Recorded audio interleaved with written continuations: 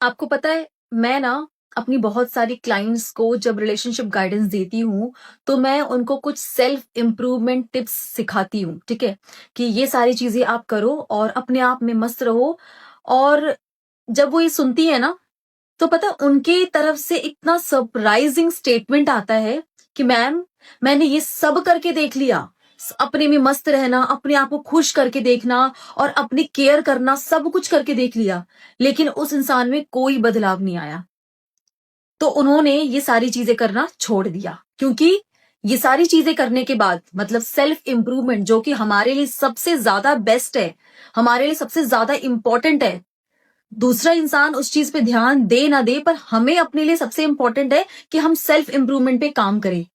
तो आप ये सोचो कि आप अपने आप को जो खुश रखते हो, अपनी केयर करते हो, अपने आप में मस्त रहते हो, ये भी आप सिर्फ उस इंसान को अपनी तरफ अट्रैक्ट करने के लिए करते हो, उस इंसान को सबक सिखाने के लिए करते हो।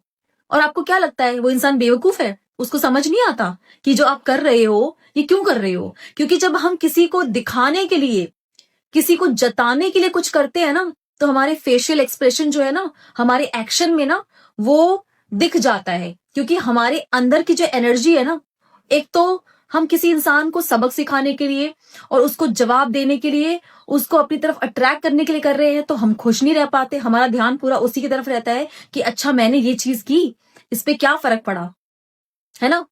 तो वो चीज वो समझ जाते, क्योंकि हमारी एनर्जी जो है ना, वो वैसी हो जाती है, वो हमारी वाइब को समझ जाते हैं। लेकिन अगर इसका ऑपोजिट करूं कि आप अपने हस्बैंड को अपनी तरफ अट्रैक्ट करने के लिए कुछ भी नहीं कर रहे हो, आप अपने हस्बैंड को सबक सिखाने के लिए या उनको जवाब देने के लिए कुछ भी नहीं कर रहे हो, या किसी और को भी, सासू माँ हो या कोई भी XYZ आपकी जिंदगी में इंसान हो, उसको आप कुछ भी रिप्लाई करने के लिए नहीं कर रहे हो, आप सिर्फ अपने आप को खुश रखने के लिए कर रहे हो, क्योंकि आपको समझ में आ गया है कि अगर आप अपनी केयर करोगे, फिजिकली, मेंटली, इमोशनली और फाइनेंशियली इंडिपेंडेंट बनाने पे ध्यान दोगे, अपनी नॉलेज पे ध्यान दोगे, तो आपका ही सबसे पहले भला होगा।